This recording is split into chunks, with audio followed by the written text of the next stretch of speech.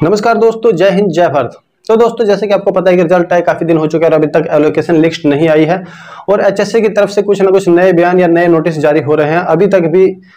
अभी भी मतलब एचएससी को समझ में नहीं आता इसमें पढ़े लिखे लोग हैं या नहीं है। अभी भी रिवाइज रिजल्ट कर दिया, लेकिन अभी भी कुछ बच्चों को अभी भी डाउट है कि पता नहीं मैं अंदर रहूंगा या बाहर रहूंगा। इस प्रकार के नोटिस या इस प्रकार की कार्रवाई अभी भी एचएससी कर रही है। और जो पहले रिजल्ट रिवाइज हुआ 3 साल बाद, उसका मेन कारण तो यही था कि इन्होंने ढंग से काम नहीं किया था। तो सबसे पहली बात तो जितने भी सिलेक्टेड हैं वो जो एलोकेशन लिस्ट का इंतजार करें। भाई देखो, मैं तो चाहता हूँ जल्दी जल्दी यार आप लोगों के विभाग भी जल्दी आवंटित हो जा रहा, आप लोग अपने काम पे चले। लेकिन एक रिक्वेस्ट और करना चाहूंगा आप सभी से, और सभी को आपको इसका साथ मिलना चाहिए। देखो, रिजल्ट रिवाइज हुआ है कोर्ट ऑर्डर से। कोर्ट ऑर्डर सभी के लिए बराबर था, सभी को बराबर का हक है। एचएससी के सबके साथ समान व्यवहार करना चाहिए। अभी भी कोई भी ऐसा कैंडिडेट ना हो जो सही हो और वो बाहर रह जाए। चाहे ज्वाइनिंग होने में भाई 1 दिन 2 दिन 3 दिन या 1 हफ्ता लग जाए, लेकिन अभी भी मैं तो यही चाहता हूँ कि जो जिसका हक है, जो सही है अपनी जगह, कोई फर्जी सोशो इकोनॉमी कुछ नहीं, सब के डॉक्यूमेंट बिल्कुल सही है, वो जरूर लगना चाहिए। ज्वाइनिंग भले ही 2 दिन लेट हो जाए, नहीं तो फिर कोर्ट केस वगैरह जो अभी भी इतने कोर्ट केस हो रहे हैं, नंबर 1 तो उसमें एचएससी की गलती है। और अगर ऐसा फिर हो गया कोई सही कैंडिडेट बाहर रहेगा तो कोर्ट केस फिर होंगे। अब समझ में नहीं आता एचएससी चाहती है कि इस भर्ती को पूरा करना चाहती है कि नहीं चाहती है।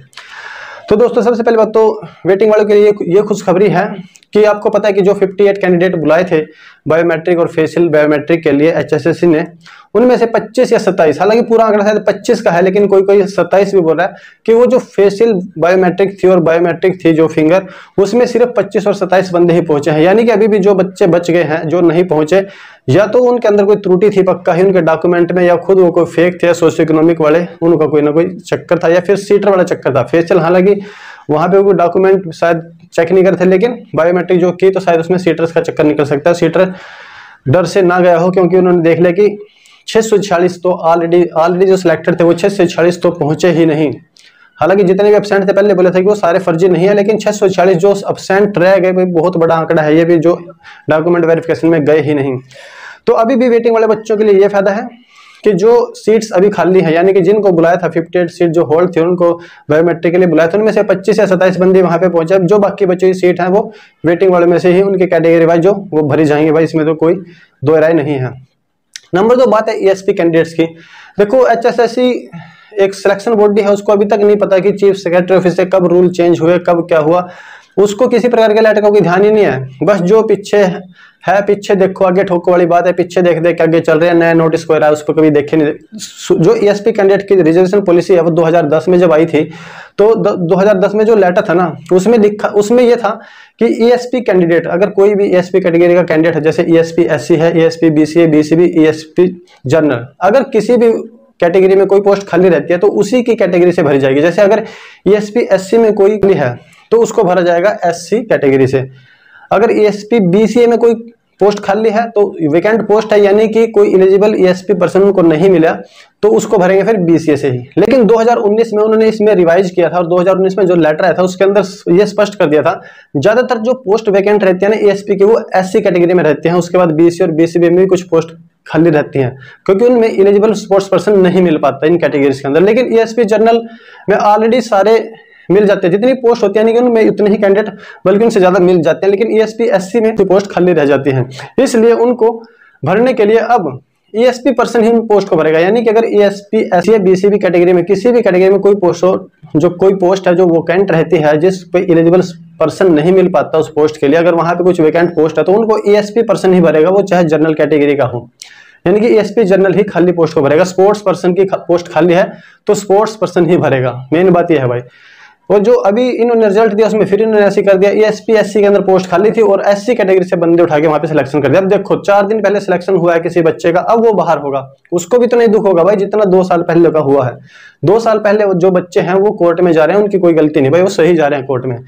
जो एचएससी की गलती की वजह से बाहर हुए हैं क्वेश्चन के रिगार्डिंग, या जो फीमेल कैंडिडेट है जिन्होंने ससुराल का नो जॉब लगाया था, उस समय उनका एक्सेप्ट कर लिया था, अब उनका जो मायके देखा जा रहा है। हालांकि जब वो एक्सेप्ट उस समय क्या, उस समय अनदा कमीशन था, ना कि किसी कैंडिडेट की गलती। किसी भी फीमेल कैंडिडेट ने ये नहीं बोला जबरदस्ती मुझे 5 नंबर दो, मेरे ससुराल में नौकरी नहीं है।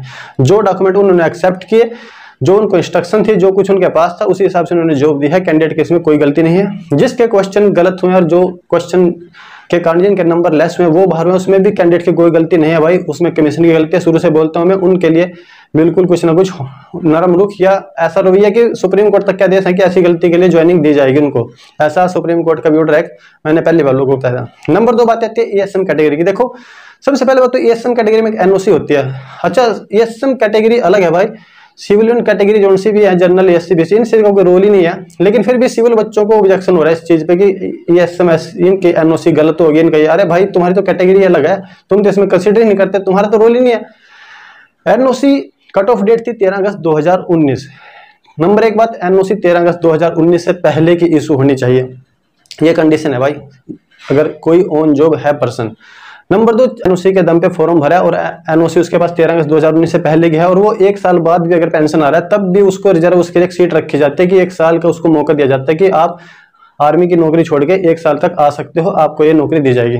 लेकिन ज्यादातर अब जो केस अभी है इनमें ज्यादातर क्या हुआ है कि जो इतनी पुरानी भर्ती है 3 साल और एनओसी लगभग 8 महीने पहले मिलते तो 8 महीने के अंदर बहुत सारी पोस्टें किसी का सिलेक्शन हो जाता है। तो जिनका सिलेक्शन हुआ वो ऑलरेडी रिटायर थे और सबके दिमाग में एक ही बात होती है भाई ईएसएम के हो चाहे किसी के भी हो, अगर गलती करता है 1-2 बंदा फिर तो मान लेते हैं इंडिविजुअल की गलती है। 40, 50, 60 ऐसे ईएसएम्स हैं जो बाहर हुए हैं एनओसी के रिगार्डिंग, क्योंकि सबके दिमाग में एक ही बात है भाई हम रिटायर हैं और हमारी सिर्फ डिस्चार्ज बुक देखी जाएगी, एनओसी का कोई काम ही नहीं। हालांकि एज ए रूल 13 अगस्त 2019 से पहले की एनओसी होनी चाहिए।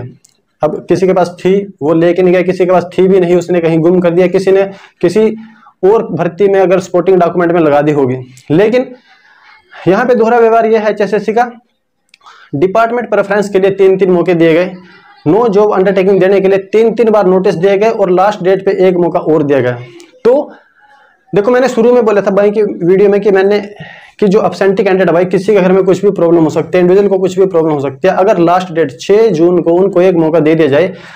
नौकरी सबको प्यारी है भाई, नौकरी के लिए सब चक्कर काट रहे हैं, ऐसा कोई भी कैंडिडेट नहीं होगा जो जानबूझ के अब्सेंट होगा अपनी डीवी से, कुछ ना कुछ जेन्युइन रीजन रहा होगा इसलिए वो अब्सेंट था। 8-10 बच्चे ही ऐसे मिल सकते हैं जो अब्सेंट होंगे जेन्युइन रीजन से, उनको लास्ट 6 जून को 1 मौका दे सकते थे।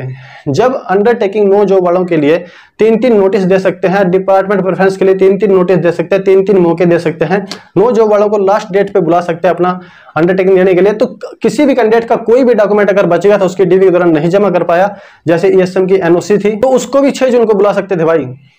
और एक रिजर्व डे भी रख देता, मैं गारंटी देता हूं, अगर एक रिजर्व डे 7 जून एक रिजर्व डे भी होता है एब्सेंटी के लिए या किसी का, क्योंकि 3 साल पुरानी भर्ती है भाई, डॉक्यूमेंट किसी का पूरा हो किसी का ना भी हो, पता नहीं ईएसएम तो अपने अपने जो रिकॉर्ड ऑफिस है वहां से जा जाके अपनी ऑफिस कॉपी लेके आए जिसके पास खुद की नहीं थी एनओसी। तो अगर एक रिजर्व डे भी रखते भाई उसके लिए भी कोई बड़ी बात नहीं थी एब्सेंटी के लिए, और किसी का डॉक्यूमेंट अगर बचा था उसके लिए 1 दिन के रिजर्व डे रखने में, या 6 तारीख को ही बुला लेते सबको, तो ना तो रिजल्ट लेट था भाई ना किसी की ज्वाइनिंग लेट थी। लेकिन जो बच्चा सही है और वो बाहर हो जाता है बिना किसी इतनी बड़े मेजर फॉल्ट के, कोई मेजर फॉल्ट नहीं है ये इतना बड़ा जितनी एचएसएससी बना रही है। और एचएससी अगर कोर्ट की भर्ती थी सबके लिए रूल रेगुलेशन बराबर थे तो सबके लिए बराबर होना चाहिए था, 1 मौका तो 1 मौका, चाहे डिपार्टमेंट प्रेफरेंस हो, चाहे नो जॉब अंडरटेकिंग हो, चाहे एनओसी हो, चाहे कुछ भी हो, फिर कोई नहीं ऑब्जेक्शन उठाता।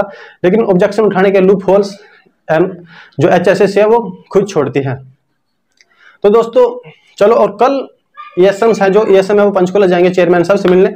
जितने केस हो चुके हैं वो केस अभी तक ईएसएम से ने कर दिया भाई। जिसको किसी को और केस करना हो तो कांटेक्ट कर सकता है, मेरा नंबर डिस्क्रिप्शन में है और भाई हैं जो एसएम उनका दे देंगे। और कल चेयरमैन साहब से मिलेंगे पहले, ऐसे ही जैसे ईएसपी पर्सन्स के लिए उन्होंने दिमाग में उनके बात आएगी कि 2019 के रूल अलग है, 2010 के अलग, हो सकता है वो उनकी तरह ईएसएम्स के लिए भी कुछ कर दे।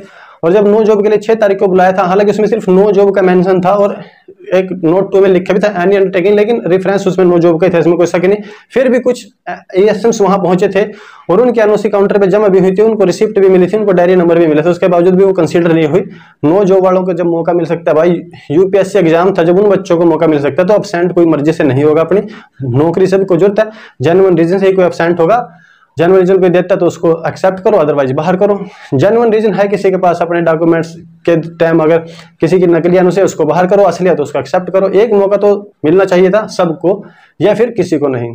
तो दोस्तों जय हिंद, जय भारत, धन्यवाद, मिलते हैं नेक्स्ट वीडियो में।